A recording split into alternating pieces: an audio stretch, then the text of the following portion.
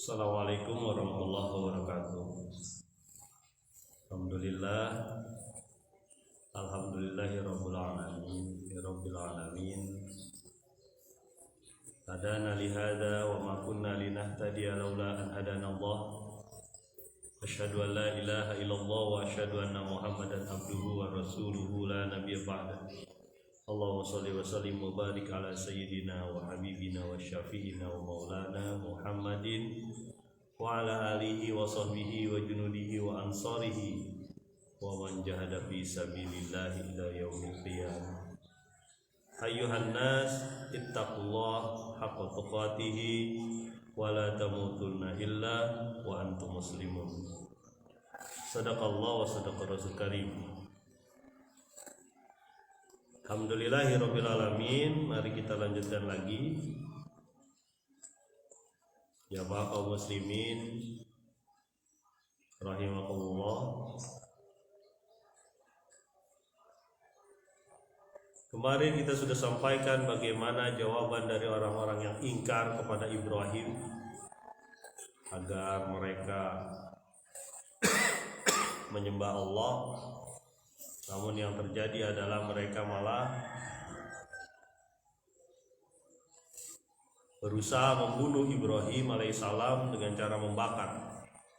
Keluarlah sifat asli orang-orang yang ingkar ini, orang-orang kafir ini. Ya, dia akan selalu menghancurkan atau menghalangi orang-orang yang menyeru ke jalan Allah. Tapi Allah punya rencana kehendak lain.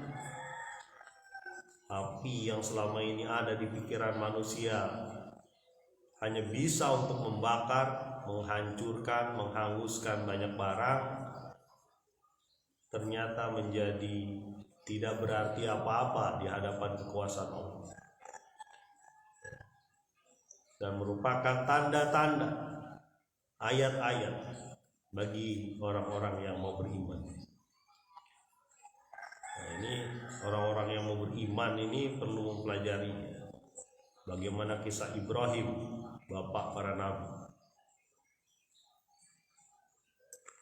Juga Ibrahim mengingatkan sebenarnya mungkin mereka itu tidak mau menyembah berhala-berhala itu, tapi karena rasa tidak enak, rasa kasih sayang sama orang-orang manusia sekelilingnya, pengen dapat cinta dari manusia, lalu mereka tetap dalam kemusyrikan atau mereka tetap dalam kemaksiatan.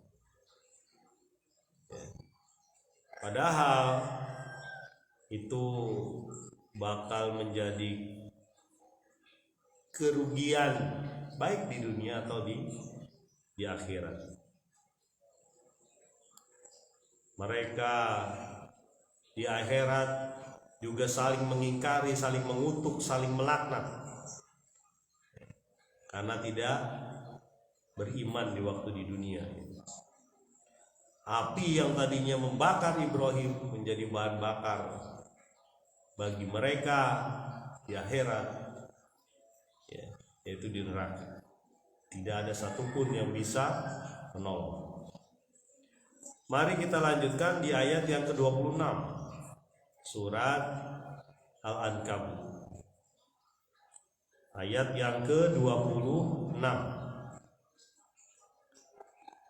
Silakan teman-teman mungkin bisa membuka Al-Qur'annya sehingga bisa masuk ke dalam hati ketika kita melihat juga, ya. Bukan cuma mendengar tapi melihat juga apa yang ada di Al-Qur'an. Itulah buku petunjuk hidup kita. Ya, huda, petunjuk. Harus sering-sering dibuka, ya. Bismillahirrahmanirrahim. Fa'amana lahu Lut wa qala inni muhajirun ila rabbi innahu huwal azizul hakim.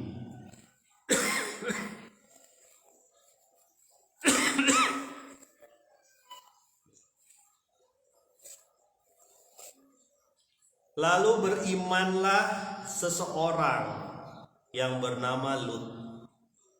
Kita kenal sebagai Nabi Lut. Dan Lut berkata, sesungguhnya aku hijrah menuju Tuhanku, diperintahkan oleh Tuhan. Sesungguhnya Dia Maha perkasa dan maha bijaksana. Ini ayat ke-26. Dakwah Ibrahim cuma menghasilkan satu orang. Siapa? Sepupunya atau mungkin ponakannya. Namanya Lut. Coba kita bayangkan ya, kampung tersebut atau negeri tersebut sudah melihat Ibrahim, ya, sudah menarik patung-patungnya sehingga berguguran, sudah memberitahu kepada mereka bahwa patung ini nggak bisa ngapa-ngapain.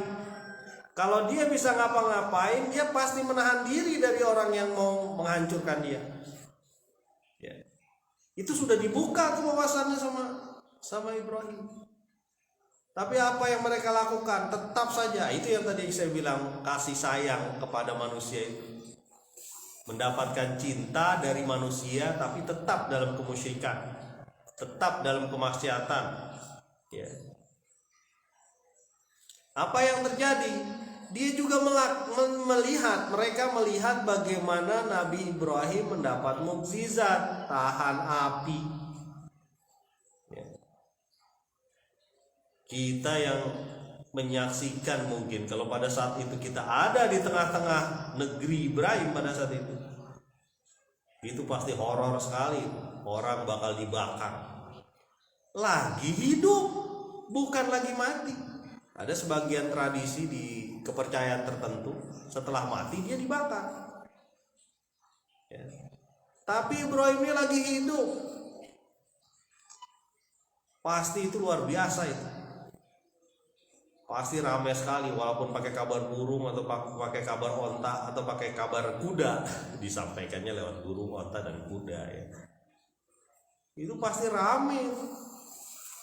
Mungkin ribuan orang di sekelilingnya itu menyaksikan bagaimana orang yang keluar dari agama mereka nyebutnya begitu kan, itu bakal dibakar.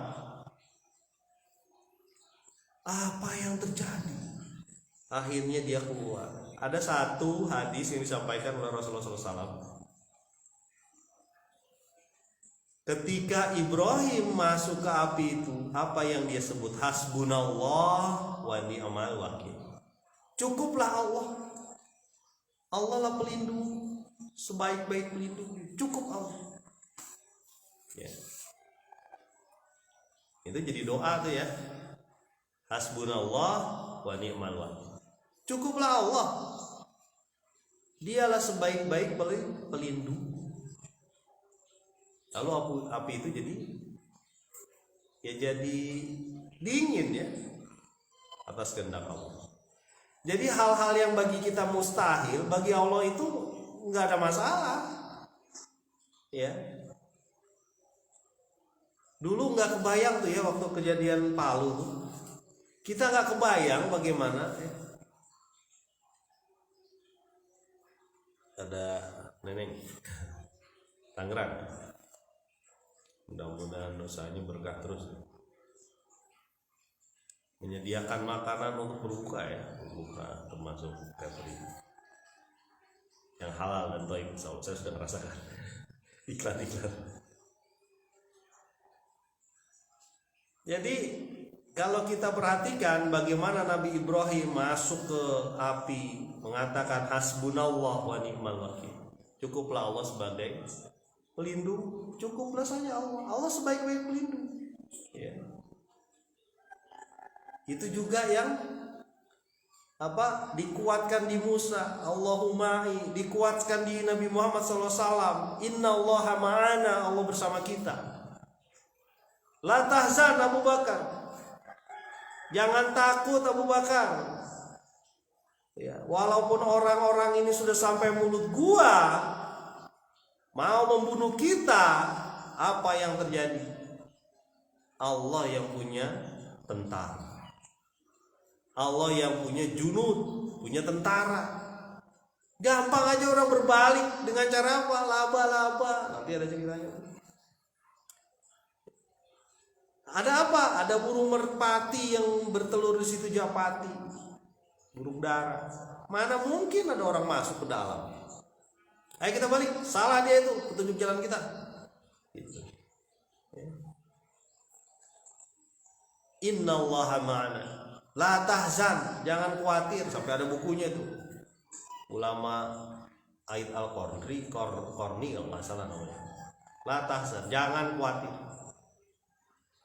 Itu ini nggak tahu benar apa enggak nih ya. Ada kisah ketika ulama Aid Al-Qarni ini datang ke Indonesia, dia menyaksikan begitu hebatnya negeri ini, begitu suburnya.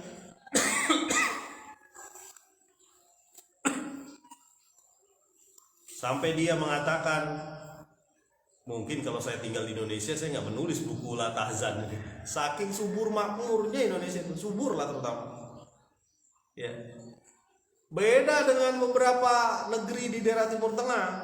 Ya. Luar biasa tuh, kemarin kita sudah sampaikan bagaimana perjuangan Uhud dari Yordania, dari daerah Sam, Palestina menuju ke Ratu Saba pada saat itu ya, negeri yang jauh. Itu mungkin nggak ada pohon ibaratnya, kering terus. Ya. La tahzan, jangan khawatir. Selama kita innallaha ma'ana. Kembali lagi kepada kisah, yang beriman cuma satu sepupunya aja, Lut. Ya. Nah, Nabi Ibrahim melihat negeri ini, negerinya di mana? Irak, ya. Di Irak waktu itu Nabi Ibrahim. Sudah tidak layak lagi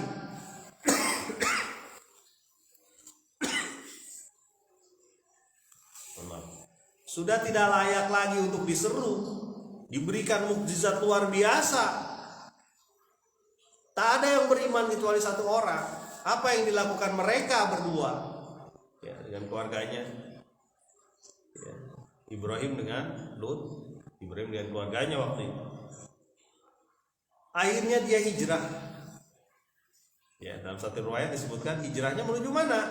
Menuju Yordania, daerah Sam sekelilingnya. Ya. Dari Irak menuju Yordan bersama dengan Lut. Ya. Kemudian Lut berkata, wa qala inni muhajirun ila rabbi, wa qala inni muhajirun ila rabbi. Berkata Lut, sesungguhnya aku berpindah tempat, hijrah menuju Tuhanku, atau karena Tuhanku, karena Allah. Ya. Ini orang yang punya keimanan dalam. Dia pergi bukan karena pengen ke satu tempat di bumi ini, bukan. Dia pergi bukan karena dia niaga, berdagang, ada bisnis, ada pekerjaan, bukan. Ya. Dia juga tidak pergi karena ingin melihat pemandangan ataupun tempat-tempat yang enak, bukan. Dia pergi dari apa? Dari kekufuran yang sudah tidak bisa diperbaiki lagi, bahkan oleh seorang nabi model seperti Nabi Ibrahim. Ya. Pergi karena iman, pergi karena Allah, pergi karena ingin takarub, mendekatkan diri kepada Allah. Itu pergi yang benar tuh. Hijrah yang benar, pindah yang benar, pindah karena Allah dan Rasul. Ya.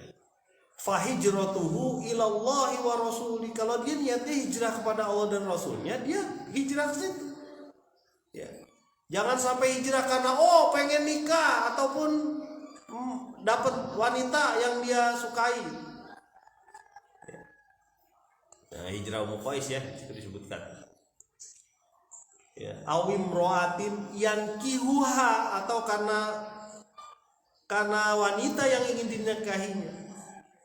Fahijratuhu ila ma hajaro ilaihi, maka hijrahnya untuk itu. Ya. Jadi hijrah, berpindah tempat itu karena Allah. Begitupun berpindah pekerjaan itu karena Allah. Ya. Kemarin sudah saya sampaikan ada beberapa orang yang pindah pekerjaan karena iman, dapat keberkahan. Ya.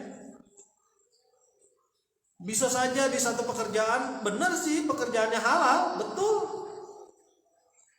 Tapi banyak praktek haram di situ. Contoh.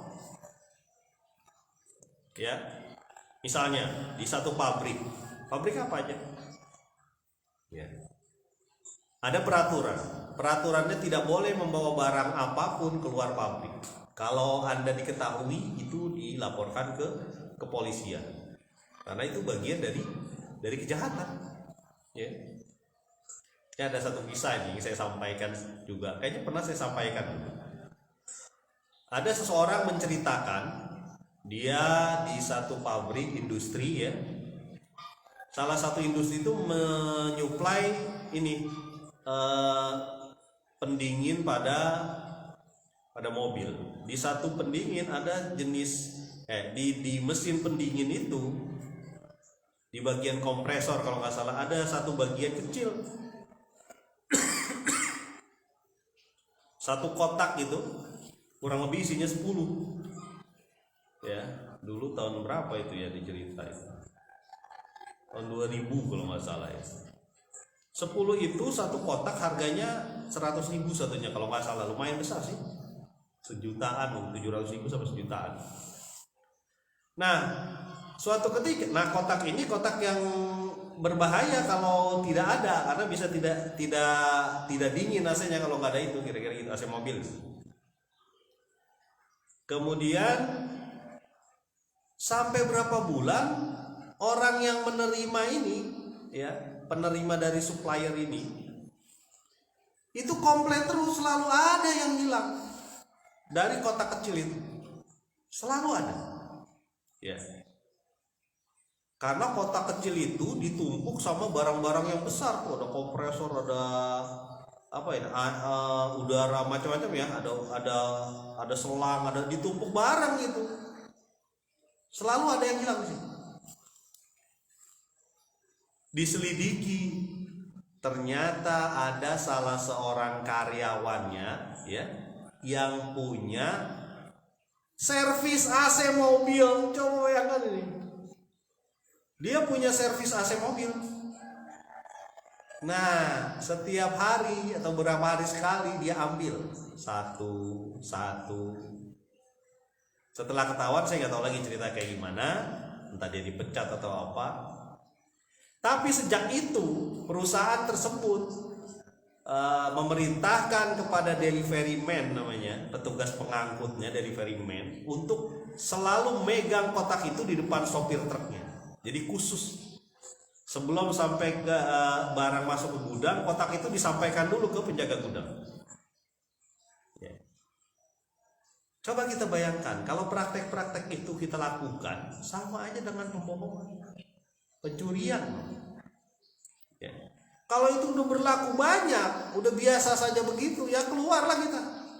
Jangan sampai kita menikmatinya nanti. Ya. Itu contoh-contoh pekerjaan yang di sana ada hal-hal yang tidak benar. Pindah kita, muhajirun ila rabbi. Kita pindah karena Allah, karena Tuhanku. Ya. Untuk lebih mendekatkan diri pada Allah. Ya. Kemarin juga saya sampaikan bagaimana ada orang yang bekerja, ternyata bekerjanya shift. Ya, 3 shift kalau nggak salah itu. Berat dia ketika pulang jam berapa tuh kan? Jam 3 gitu pulang sampai rumahnya, lewat subuhnya, gantilah dengan yang lain. Ya. Itu juga repot juga tuh, mestinya ditembusin sekalian. Ya, pulangnya jadi jam 5, dia bisa sholat gitu. Kalau teman-teman nih jadi bos memerlukan guru yang sip-sipan, itu dipastikan ada waktu buat subuh, setelah subuh pulang, terserah deh, beres. Nah, itu bos yang baik tuh, ya. Saya pernah dapat cerita juga dari Deden kalau nggak salah. Saya sebut namanya, teman saya sekelas dulu waktu SMA. Deden Wahyu. Ya, saya sebutlah karena ini baik ceritanya. Jadi dia menyampaikan bahwa begitu beratnya kerja di laut. Ini cerita sedikit tentang pelaut ya. Tadi di darat, di laut juga ada. Nah, di laut ini godaannya yang paling besar tuh dua. Satu minum, dua wanita. Ya, itu paling besar. Satu minum, dua wanita. Artinya minum tambah narkoba mungkin ya. Sampai dia akhirnya memutuskan, kalau nggak salah udah jadi mualim dia. Ya. Mohon maaf nih, ada disampaikan lah karena ini bagus ceritanya. Memutuskan untuk kerja di darat, di pelabuhan. Pelabuhan mana saya lupa. Kemarin udah di kota ini enggak ya. Dia sampaikan ada satu maskapai, bukan maskapai namanya, perusahaan pelayaran satu. Dia tidak menyebutkan nama itu, saya juga lupa. Dia sebutkan tapi saya lupa kali ya. Tapi ini berbeda dengan pelayaran lain, entah pelayaran penumpang atau barang, saya lupa waktu itu. Di situ itu ada masjidnya, masjidnya bagus. Terus setiap waktu sholat semua karyawannya sholat. Ya termasuk kapten dan tukang masak, termasuk apa? Bagian mesin yang belepotan di bawah sholat. Ya. Itu baru tuh pelayan muslim ataupun pengusaha muslim yang mengajak orangnya untuk beribadah. Ya. Itu hebat. Ini kejadian nyata ya kalau ini ya, disampaikan sendiri oleh kawan saya. Kembali lagi, jadi kalaupun kita hijrah, kalaupun kita pindah dari satu tempat ke tempat lain, kita harapkan kita jadi lebih taat di sana. Ada kebaikan yang muncul dari kita di sana, di tempat kita yang akan kita tinggalin. Misalnya baru nikah berapa bulan dia pindah kontrak. Berat memang ketika kontrak. Ini pengalaman sama penelitian, dua-duanya sama kayaknya. Ketika kontrak berat, jauh dari keluarga mungkin ya. Makan juga seadanya. Tapi di situ kemandirian. Disitulah kita bisa mendidik anak, istri dengan baik. Tidak dipengaruhi terlalu berat oleh keluarga lainnya. Kadang-kadang kan kalau kata orang nih, saya belum jadi kakek ya, kakek biologis, walaupun kakek secara hakikat sudah ada ya, dari murid-murid udah banyak kayaknya cucu saya nih. Kok Marwan muridnya banyak sih? Cucunya banyak dari murid. Iyalah, orang murid saya ada yang 13 tahun nikah, ada. Nah, jadi kembali lagi ini masalah anak tadi ya. Ketika kita pindah ya jadi lebih baik, lebih mandiri, lebih bertanggung jawab, kan begitu. Gak ada beras di rumah nih, udah pakai singkong.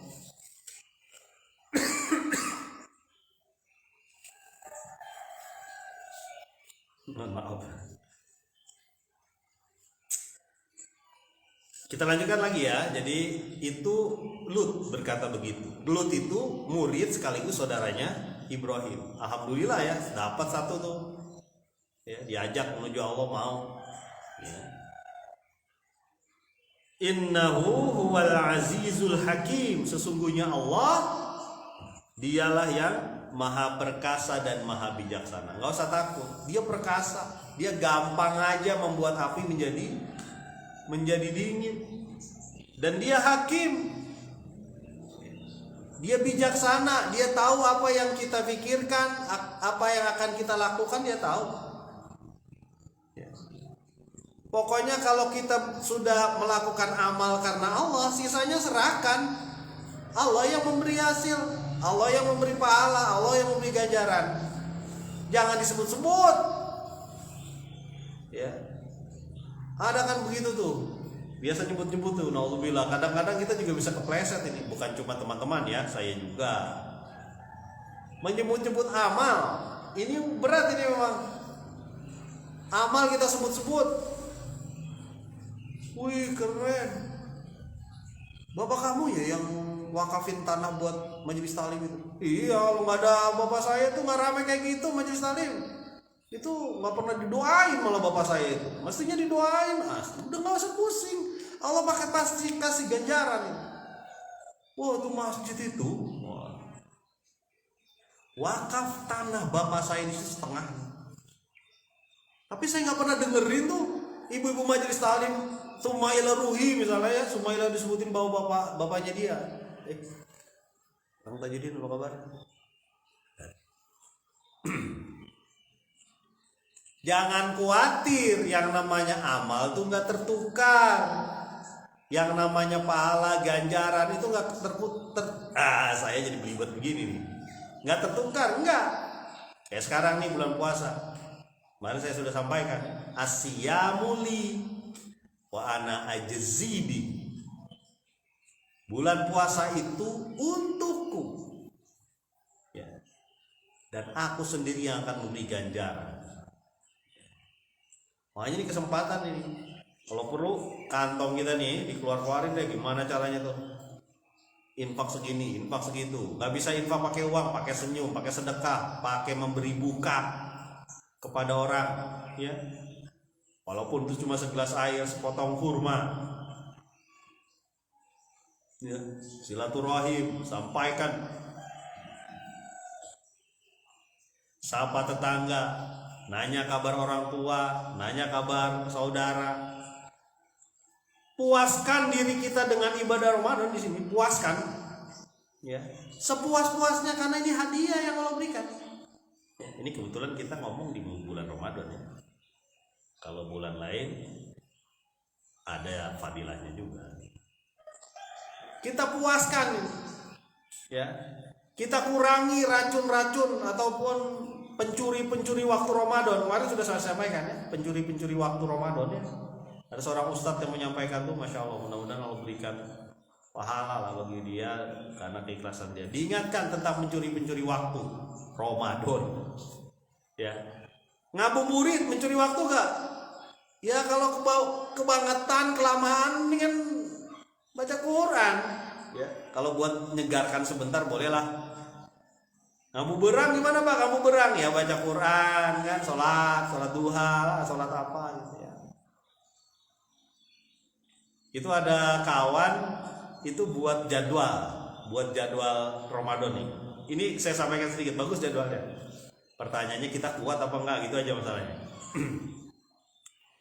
Jadi setelah sahur biasanya kan entah ada kultum, baca Quran, zikir, al-masurah tuh sampai mungkin sampai jam 7 atau jam 8. Jam 7 lah. Kemudian mandi apa macam-macam. Mulai lagi sholat duha. Itu. Dari sholat duha baca Quran kembali. Kalau yang mau bekerja ya bekerja silakan gitu ya. Menjelang zuhur ya. Mungkin mendengarkan radio ataupun kajian-kajian Islam di YouTube, mungkin di Facebook dan sebagainya. Di TikTok mungkin ada ya, sekarang di TikTok ada juga. Ya di mana sajalah mendengarkan kajian-kajian Islam. Ketika zuhur, habis itu sholat qobliyah ba'diyah dan sebagainya. Kemudian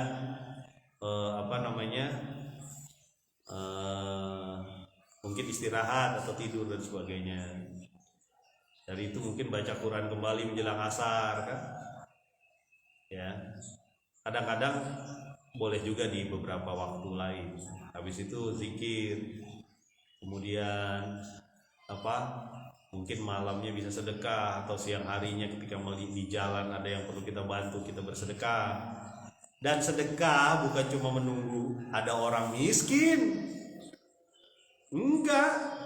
Ya, jangan nungguin orang miskin, di sekeliling kita juga ada orang yang membutuhkan. Ya, kalau perlu nggak ditanya langsung diberikan, jangan sampai dia malah nanya. Gitu. Udah jalan aja. Ya, apa yang kurang-kurang, mungkin di rumah ibadah ada yang kurang, kita jalan, kita mungkin perbaiki. Itu masya Allah nih pengurus juga kemarin ngechat segala ya, mudah-mudahan jadi lebih semangat. Ya. Membersihkan kamar mandinya juga, masya Allah. Jadi banyak amal-amal. Kita nggak tahu tuh kalau jadwal itu kita kuat apa enggak. Terus sampai ke maghrib. Dari maghrib mungkin buka dan sebagainya. Sesaat menjelang isya boleh juga baca Quran. Kemudian tarawih. Dari tarawih itu masih ada waktu tuh. Sampai sekitar jam 9 mungkin kita tidur ya. Atau setengah 10 lah. Kita tidur. Masih bisa tuh. Ada baca Quran, mendengarkan Ustadz ya. Terus sampai begitu terus selama 30 hari. Bahkan kalau perlu tembus sampai Syawal. Sehingga subuhnya juga selalu di masjid ya. Bagus tuh kalau begitu. Keren itu ya. Betul-betul ingat bahwa Ramadan ini dilakukan sebaik mungkin. Ayat selanjutnya ayat ke-27 surat Al-Ankabut.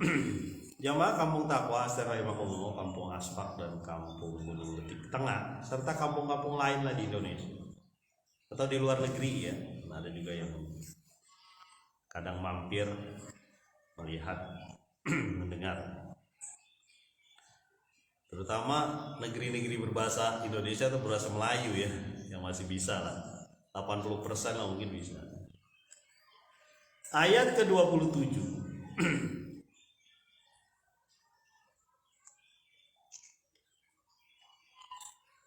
wa wahabna lahu Ishaq wa Yaqub wa ja'alna fi dzurriyyatihi an-nubuwah wal kitaba wa atainahu ajrahu fid dunya wa innahu fil akhirati laminas shalihin.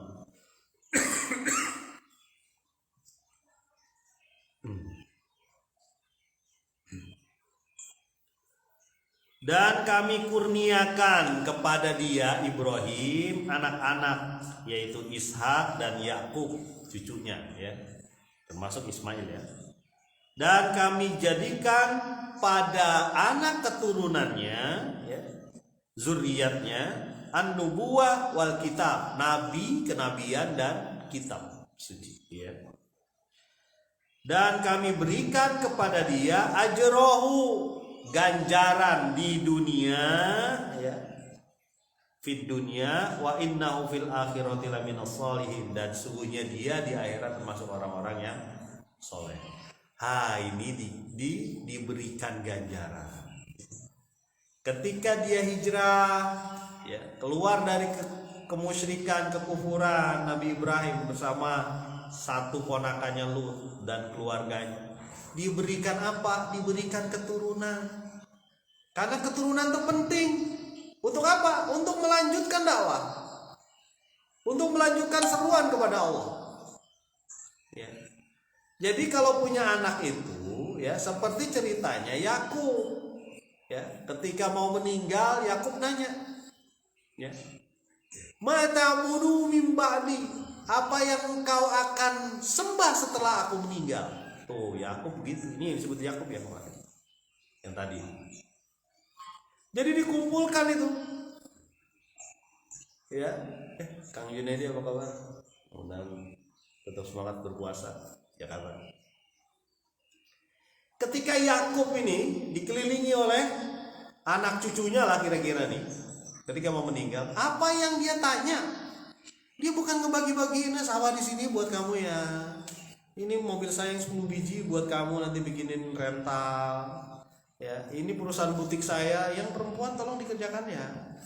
Nah, ini apa namanya saham saya di perusahaan ini itu tolonglah Anda ganti atau gimana. Kamu kayaknya bagus nih, pinter ini.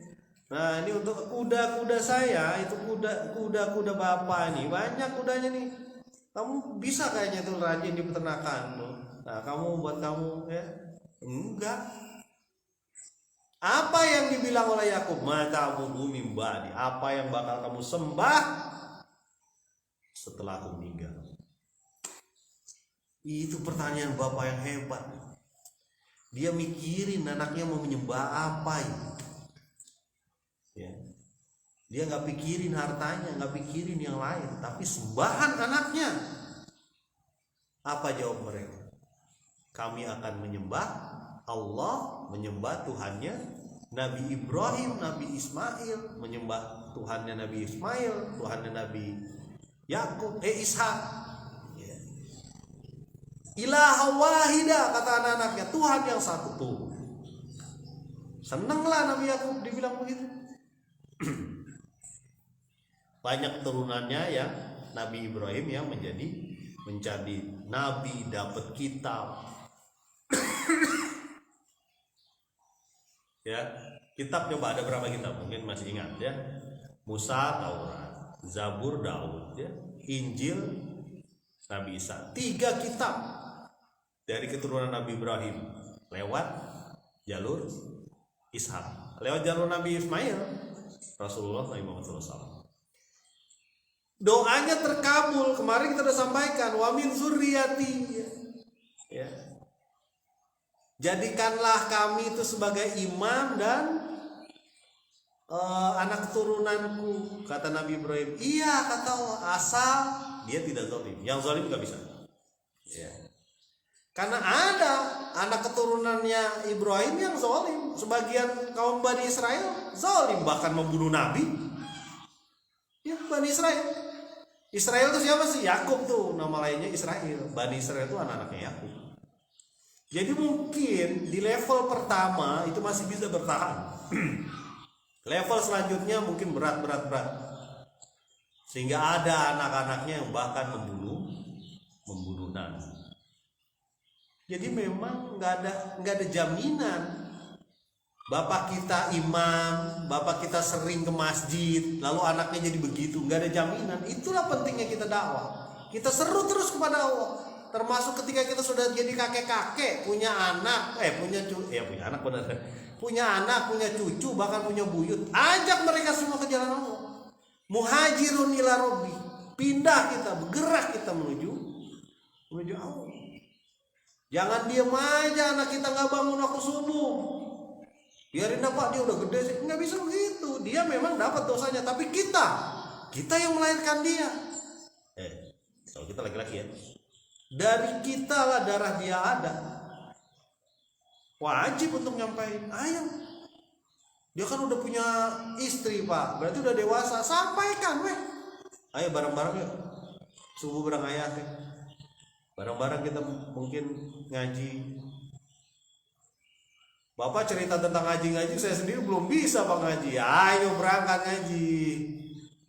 Ya. Udah kayak kakek misalnya. Belum bisa ngaji Pak, gimana? Ayo berangkat ngaji. Mau di mana boleh. Ya. Nanti deh Pak, kalau udah selesai pekerjaan saya, lewat umurannya mana tahu lah.